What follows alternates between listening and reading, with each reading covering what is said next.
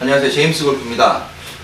이번 시간에는 이제 샤프트를 보통 교체하시는 목적 중에 공이 계속 슬라이스가 난다, 혹은 훅이 난다, 아니면 공이 가다가 오른쪽으로 떨어진다 하는 어떤 특별한 공의 이동의 문제 때문에 보통 샤프트의 교체에 대해서 많이들 고민들을 하시는데요. 이번 시간에는 슬라이스와 푸시 슬라이스를 구분하는 방법에 대해서 간단하게 설명을 드릴 거고, 이 부분에서 조정돼야 되는 부분이 어떤 부분인지를 간단하게 설명을 드리겠습니다.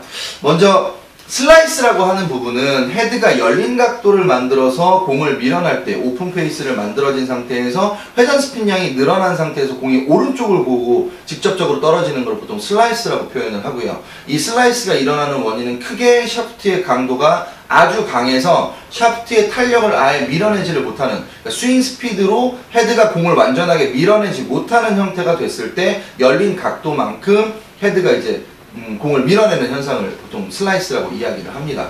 푸시성 슬라이스 같은 경우는 공이 똑바로 정확하게 임팩트가 돼서 가는 것처럼 보이다가 오른쪽 회전 방향을 보고 떨어지는 거를 보통 푸시성 슬라이스라고 이야기를 하는데, 대부분의 골퍼들이 겪고 있는 슬라이스에 대한 고민들의 90%는 보통 푸시성 슬라이스를 가지고 고민을 하게 됩니다.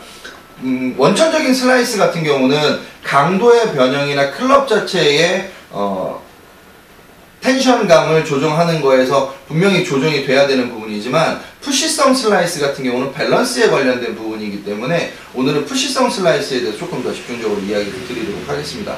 슬라이스에 관련돼서는 분명한 클럽의 강도 조정이 필요한 부분이라서 클럽의 샤프트를 교체를 하던 전체적인 클럽 자체의 교체가 필요한 부분이 생길 수 있겠지만, 푸시성 슬라이스 같은 경우는 정상적으로 스윙이 일어났고 샤프트에 힘이 만들어졌고 돌아오는 텐션을 이용해서 공한테 임팩트가 전달이 돼서 공이 나한테 떠난 다음에 일어나는 현상이기 때문에, 나한테 공이 떠나서 일어난 상황에서 공이 똑바로 가질 못하고 회전 방향 쪽으로 오른쪽을 보고 떨어지고, 특히 푸시가 심하신 분들은 극명하게 가는 거리보다 오른쪽으로 떨어지는 편차가 훨씬 커지기 때문에 편차가 커지는 만큼 이를 잡아내기 위한 방법은 밸런스를 조정하는 방법으로 보통 잡아내게 됩니다. 보통 이제 샤프트의 강도에도 문제가 없고 세팅에도 크게 문제가 없는 상태라고 가정을 하면, 보통 인아웃 스윙에서는 푸시성 슬라이스가 거의 일어나지 않는 형태를 보여주고요. 보통 예쁜 드로운 구질을 만들어서 이제 안착점까지 가게 되는데, 보통 푸시성 슬라이스가 일어나는 부분들을 보면 대부분 당겨지는 스윙, 헤드웨이트가 몸쪽으로 넘어오는 현상 때문에 보통 푸시성 슬라이스가 일어나게 됩니다.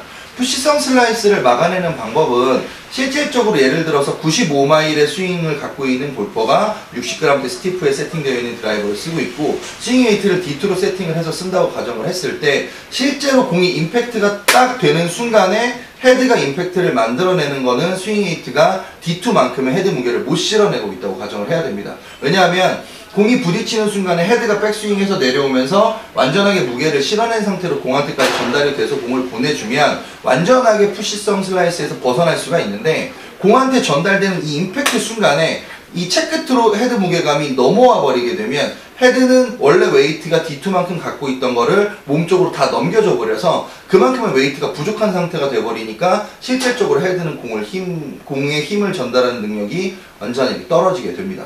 공의 회전 방향을 슬로우 비디오로 보게 되면 앞으로 밀어내는 추진력 같은 경우는 헤드의 탄성이나 샤프트의 탄성을 이용해서 밀어내는 것처럼 보이고, 옆으로 비껴치는 현상 때문에 회전 방향이 오른쪽으로 보통 형성이 되는데, 푸시성 슬라이스는 그래서 가다가 오른쪽을 보는 회전 방향으로 보통 형성이 되는 거고요. 그래서 헤드웨이트가 D2를 쓰고 있는 사람이 당겨지는 스윙으로 인해서 푸시성 슬라이스가 난다고 가정을 하면 헤드웨이트를 인위적으로 오버웨이트를 만들어주는 겁니다. 그래서 D2에서 D3, D3에서 D4, D5까지 꾸준하게 한 포인트씩 잡아내다 보면 어느 순간 당겨지는 시점에 임팩트가 강해졌을 때도 어느 정도의 웨이트가 남아있는 상태로 공을 밀어내게 됩니다. 그러면 이게 완전하게 실려있는 무게값보다는 적다고 하더라도 공이 회전하면서 안착점까지 떨어져서 런을 만들어내는 상태까지 헤드웨이트를 실어내는 상황까지만 만들어주면 되는 건데요. 여기서 조심할 건 뭐냐 하면, 헤드웨이트가 늘어나면 늘어날수록 이 헤드의 움직임이나 중량을 감당해야 되는 거는 골퍼의 부담감이 커진다고 볼 수가 있습니다. 제일 좋은 방법은 스윙 자체를 교정해서 바깥으로 끌어내는 방식을 찾아내는 게 가장 나이스한 방법이긴 하지만, 쉽게 스윙이 교정되지 않는 상태에서는 헤드 쪽의 무게감을 계속 실어낼 수 있는 방법을 찾아주는 게 좋겠죠.